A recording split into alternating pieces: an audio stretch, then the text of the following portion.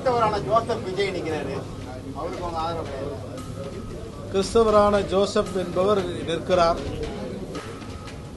ஆனால் கிறிஸ்தவ மக்களுக்காக பேசுபவர்களாக, எல்லா மக்களையும் அரவணைத்து செல்பவர்களாக, எல்லா மக்களுக்காகவும் பேசுபவர்களாக இருப்பவர்களைத்தான் நாங்கள் ஆதரிக்க முடியும். நேற்று வரை அவர் தன்னுடைய தொழிலிலே பிஸியாக இருந்துவிட்டு இன்றைக்கு தேர்தலுக்கு வருகிறேன், கிறிஸ்தவர் என்ற அடையாளத்தோடு வருகிறேன் என்று சொன்னால் அதை எங்களால் ஏற்றுக்கொள்ள முடியாது.